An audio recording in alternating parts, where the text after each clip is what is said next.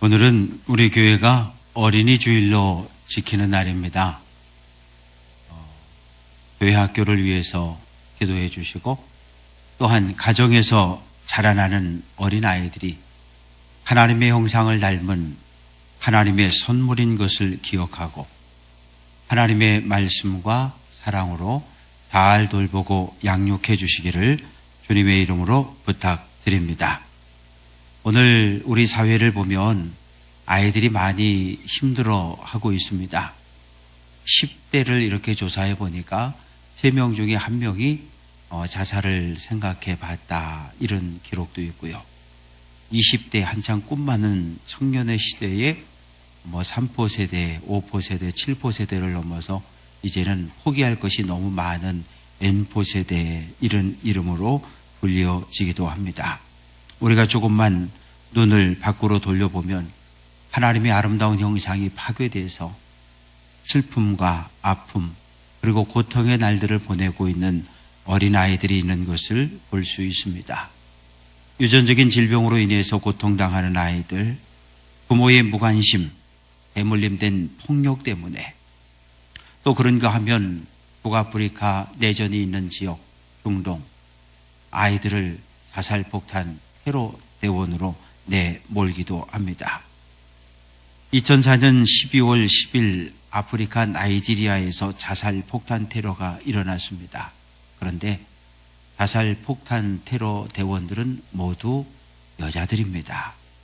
10대 소녀들인데 온몸에 폭탄을 두르고 그리고 그냥 사람 있는 데 가서 뻥 터뜨려서 같이 죽는 겁니다.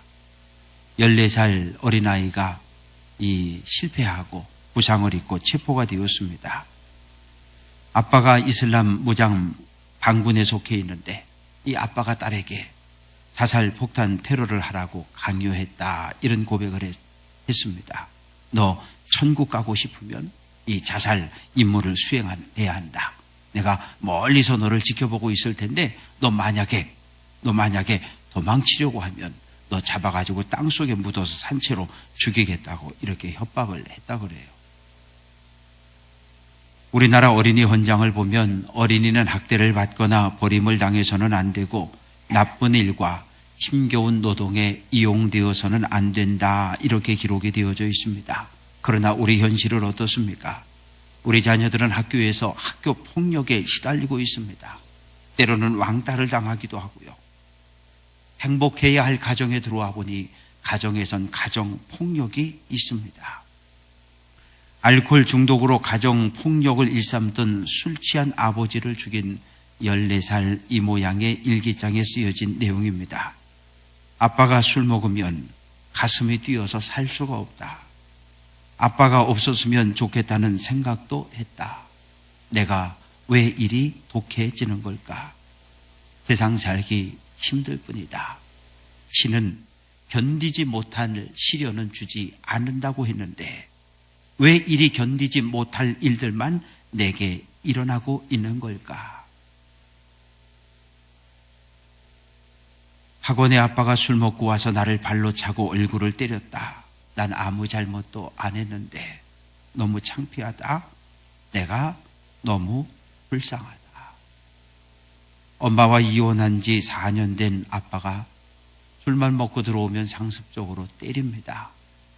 연로하신 부모님 모시고 사는데 술에 취하면 병원으로 누워있는 할아버지 괴롭히고 할머니에게도 욕설을 퍼붓고 말리는 자기를 계속 때리니까 아빠가 술에 잔뜩 취해 있을 때 그만 아빠의 넥타이를 가지고 목을 졸랐는데 아빠가 죽었습니다.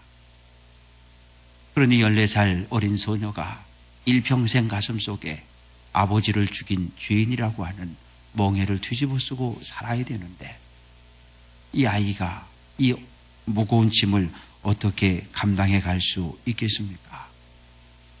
사랑하는 성도 여러분, 부모는 자녀들이 하나님을 만날 때까지 말씀으로 가르치고 사랑으로 양육할 책임이 있습니다. 그건 우리 교회 공동체도 마찬가지입니다. 우리 교회에 등록하고 우리 교회 우리 주변에 있는 모든 아이들의 얼굴에서 웃음이 피어나야 하고 하나님의 형상이 파괴되고 상하지 않도록 보호해 주어야 합니다. 예수님의 생애를 기록한 사복음서를 읽어봐도 예수님의 어린 시절의 행적이 그리 많이 기록되어져 있지 않습니다. 오직 누가만이 예수님의 어린 시절을 자세하게 기록하고 있는데, 요셉과 마리아는 어린 예수를 어떻게 양육했을까? 예수님은 가정에서 어떤 신앙의 교육을 받으며 성장했을까요? 41절 말씀 보니까 그의 부모가 해마다 6월절이 되면 예루살렘으로 가더니 이렇게 말씀합니다. 6월절, 유대인 최고의 명절, 최대의 축제일입니다. 왜냐하면 그 옛날 애굽에서 탈출한 것을 기념하는 그런 절기거든요.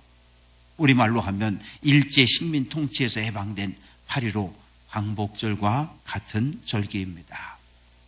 요셉과 마리아는 율법을 따르는 경건한 사람들입니다. 신명기 16장 16절, 너희 가운데 모든 남자는 1년에 3번 무교절, 실질절, 초막절에 내 하나님 여호와 계신 곳에서 여호와를 배워야 한다, 이렇게 말씀합니다. 율법은 남자들만 절기를 지키라고 명령했는데 유명한 유대 랍비 힐렐은 아니다, 여자들도 절기를 지켜야 한다. 그래서 유대인이라고 한다면 모든 사람들이 이 6월절의 새 절기에 예루살렘을 찾아서 그곳에서 제사하고 예배를 해야 했습니다. 예수님은 이처럼 어려서부터 이 율법을 정확하게 잘 지키는 믿음의 부모, 사랑이 많은 부모로부터 사랑을 받으며 성장을 합니다. 어려서부터 하나님의 백성으로 의롭게 경건하게 살도록 훈련되어 성장한 것을 볼 수 있습니다. 이렇게 신방을 갔다가 이렇게 점심을 먹을 때 되면 애기들이 같이 따라오잖아요. 그러면 애기들이 뭘 먹으려고 딱 그러면 기도 먼저 해야지. 그러면 애기들이 눈 꼭 감고 이러고 있다가 그러고 음식을 먹는 거 봤습니다. 이거 별거 아닌 것 같잖아요. 대단히 중요한 겁니다. 왜? 어렸을 때 음식 먹기 전에 하나님께 감사하는 법을 가르쳐 놓으면 이 아이는 일평생 동안 살면서 하나님께 감사하고 영광 돌리는 그런 아이로 성장해 갈 수 있습니다. 사랑하는 성도 여러분, 부모가 한 마음 되어 자녀들에게 말씀을 가르치고 하나님의 사랑으로 양육해 가시기를 주님의 이름으로 부탁드립니다. 해마다라고 하는 표현을 통해 보면 해마다 올라갔다는 거예요. 6월절에 올라가고 7.7절에 올라가고 초막절에 올라가고. 그런데 이 예수님이 나사렛에서 사셨는데 꽤 먼 거리잖아요. 먼 거리. 꼭 해마다 갔다는 이야기죠. 예수께서 12살 되었을 때에 그들이 이 절기의 관례를 따라 올라갔다. 관례를 따랐다는 말은 율법이 정한 그대로 살았다, 그런 뜻이에요. 요셉과 마리아는 6월절 절기가 되니까 절기 관례를 따라서 예루살렘으로 올라갑니다. 그런데 그 당시 목수라고 하는 직업은 천대받는 직업입니다. 아주 천한 직업이었고 힘든 직업이었어요. 요즘 말로 하면 3D 업종 같은 그런 직업을 가지고 있었는데, 그러니 경제적으로 넉넉하지 못한 가난한 삶이었지만 율법을 철저하게 정확하게 지키며 살았던 사람입니다. 나사렛에서 예루살렘까지 자그마치 170km 직선거리. 그러나 요단강을 건너서 베레아 지역을 통과해서 다시 요단강을 건너 여리고에서 예루살렘으로 올라가는 여정입니다. 그러면 예수님과 마리아는 나귀에 타고, 그러면 요셉은 나귀를 끌고 가는 겁니다. 젊은 사람들 같으면 하루에 하루에 꽤 많은 거리를 들고 뛸 수 있으니까 40km, 50km 들고 뛸 수 있으니까 4일, 5일이면 갈 수 있지만 이렇게 나귀에 태워서 나귀를 끌고 천천히 가다 보면 일주일에서 열흘 걸리는 그런 여정입니다. 평생에 한 번도 아니고 해마다 3번씩 6월절과 7.7절과 초막절에 계속 올라가야 되는 이런 삶입니다. 예루살렘에는 하나님을 예배하는 성전이 있습니다. 이처럼 요셉과 마리아는 하나님 중심, 말씀 중심의 삶을 살았습니다. 사랑하는 성도 여러분, 교회 중심의 가정을 만드시기를 주님의 이름으로 부탁드립니다. 가정 예배가 살아나서 예배 중심의 가정이 되시기를 바랍니다. 그럴 때 우리 가정은 하나님의 축복을 받고 축복의 통로가 되어서 우리 가정을 통해 복음이 흘러나가고 부모의 좋은 신앙들이 자녀들에게로 손주들에게로 미쳐가서 믿음의 가문을 든든히 세워갈 수 있습니다.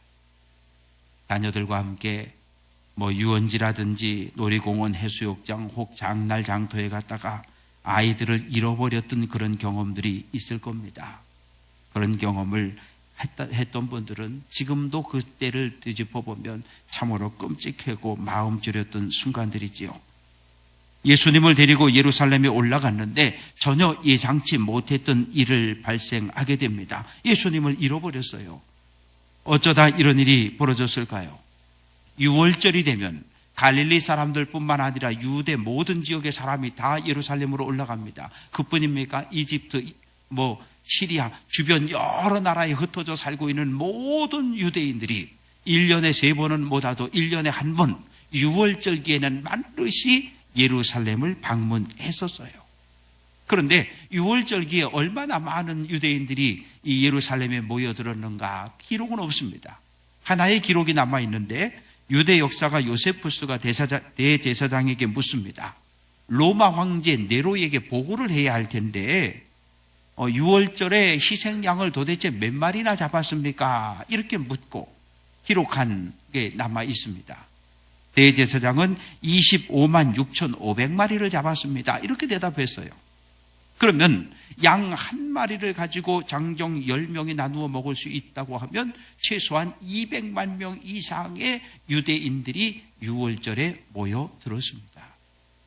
예루살렘 성전 크지 않아요. 크지 않습니다.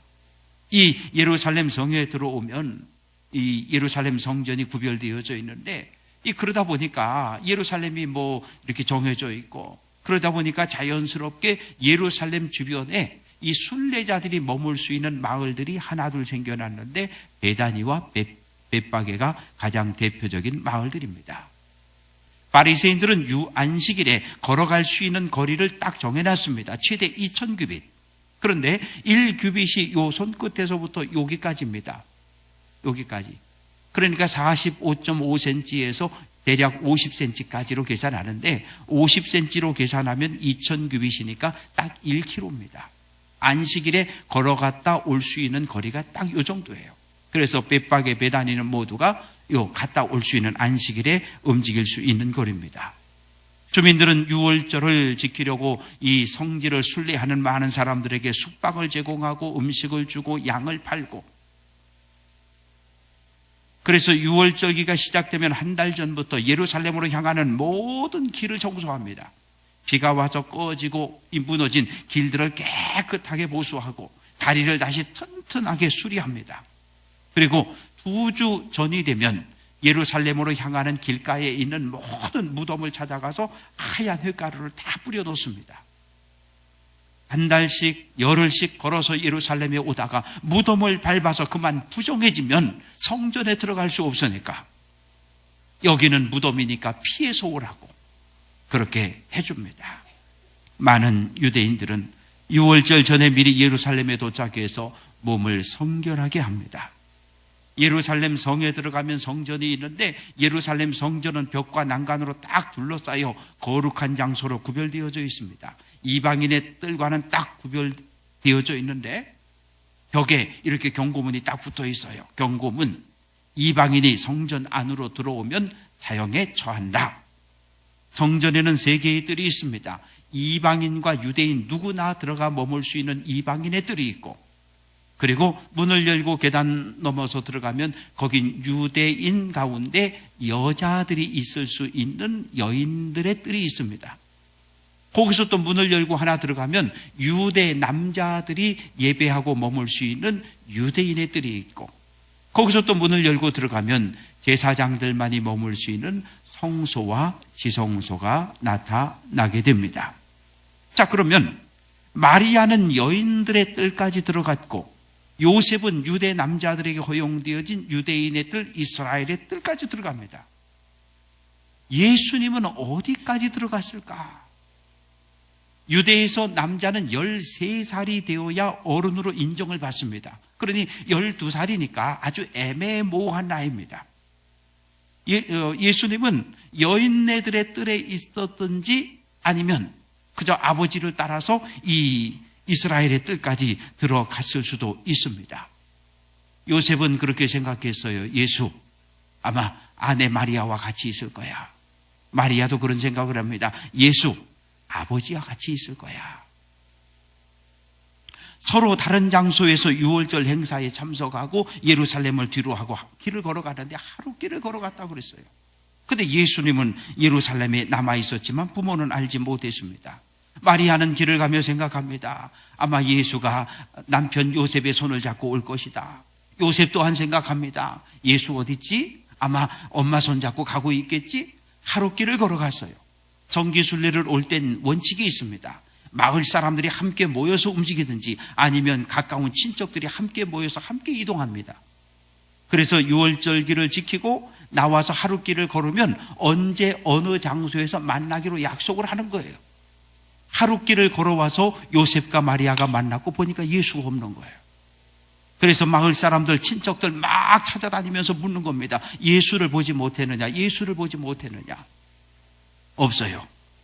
그래서 그들은 발길을 돌려서 다시 예루살렘으로 달려가기 시작합니다. 가면서 예수를 찾는 거예요.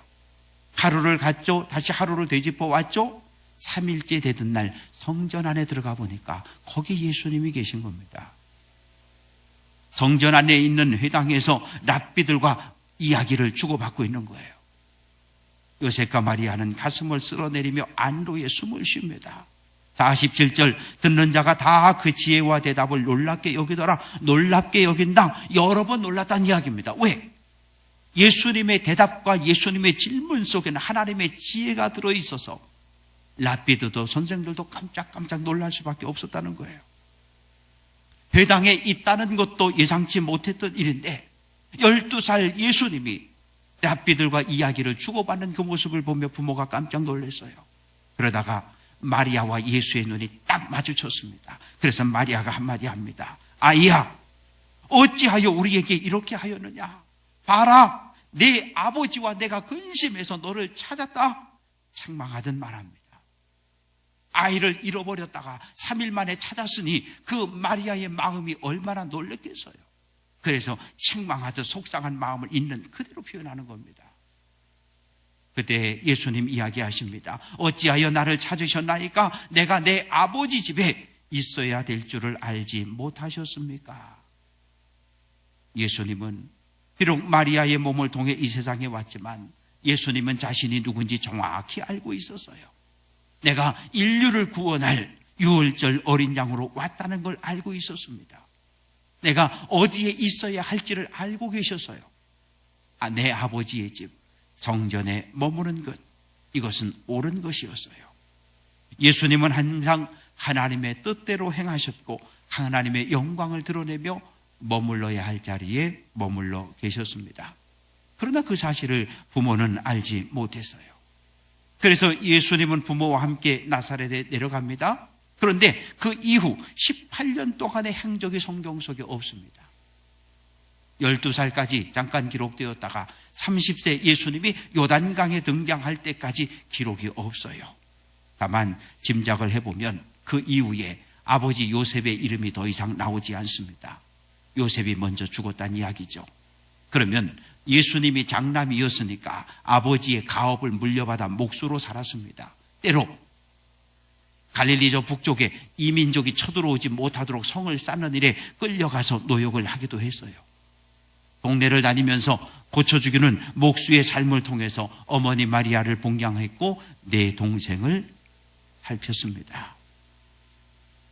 52절 예수는 지혜와 키가 자라가며 하나님과 사람에게 더욱 사랑스러워 가시니라 말씀합니다.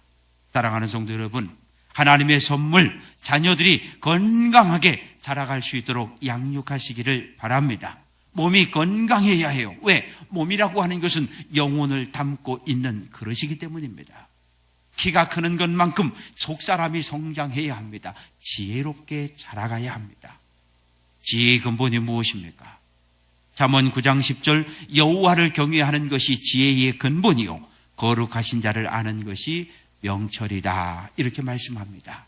하나님의 말씀을 가르쳐야 합니다. 하나님의 말씀을 가르치고 신앙을, 믿음을 물려주면 아이들이 예수님을 만나고 하나님을 만나서 지혜로운 삶을 살아갈 수 있습니다. 세상 둘러보십시오. 나 혼자 태어나서 나 혼자 살다가 나 혼자 이 세상 떠나는 사람이 있습니까? 그런 사람 하나도 없어요. 언제나 이웃들과 친구들과 어울려 살아야 합니다. 그런데 문제가 있어요. 나는 저 사람 좋아하는데 저 사람이 날 싫어해요. 나는 저 사람이 싫은데 또 저 사람은 날 좋아합니다. 우린 이런 인간관계 속에서 서로 살아가고 있습니다. 다양한 사람들, 다양한 성격을 가진 사람들 어울려 살아야 됩니다. 가정에서는 가족들이 어울려 사는 것이고, 직장에서는 동료들끼리 어울려 사는 것이고, 교회에 오면 혼자 와서 예배하고 혼자 돌아가는 것이 아니라 성도들과 함께 교제하고 성도들과 함께 서로 용납하고 함께 회의하고 함께 주의 일을 감당하며 화목하게 살아야 합니다.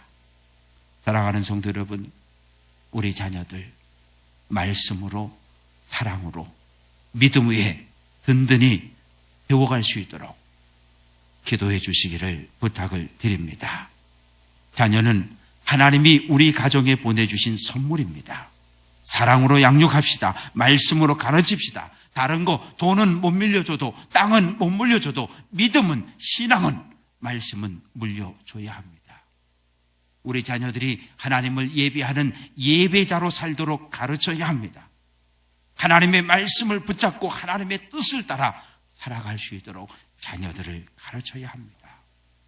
기도하는 기도자로 가르쳐야 해요. 기도해서 하나님의 음성을 듣고, 기도해서 하나님의 뜻을 알고, 기도해서 성령의 인도함을 받는 삶을 살도록 가르쳐야 합니다. 위로는 하나님의 사랑을 받고, 가정에서는 부모의 사랑과 돌봄을 통해 하나님의 사랑을 받는 좋은 일꾼으로 양육해 가야 합니다. 가정의 달 5월, 성도들의 가정 위에, 성도들의 자녀들, 성도들의 손주들 위에 하나님의 은혜가 함께 하시기를 주님의 이름으로 축원합니다. 기도합니다. 살아계신 하나님 감사합니다. 가정의 달 맞이하게 하셨습니다. 하나님 어린이 주일로 지킵니다. 우리 가정에 사랑하는 자녀들, 손주들 축복해 주옵소서. 말씀의 사람으로 양육되게 하시고 기도의 사람들로 훈련될 수 있도록 은혜와 은총을 더하여 주옵소서. 하나님, 우리 교회 학교를 축복하며 기도합니다. 유치부 어린아이들을 축복해 주옵소서. 유소년부 어린아이들을 축복해 주옵소서. 중고등부를, 청년부를 축복해 주옵소서. 이들이 믿음 안에 신앙 안에 잘 자라 하나님 나라 귀한 일꾼 되게 하시고 이 나라 이 민족 이끌어갈 수 있는 지도자들로 성장해가고 세움받을 수 있도록 하나님 함께해 주옵소서. 건강하게 지혜롭게 믿음 안에 신앙 안에 잘 자라가게 도와 주옵소서. 모든 영광 주께 돌려드리옵고 예수님 귀하신 이름으로 축복하며 기도합니다. 아멘.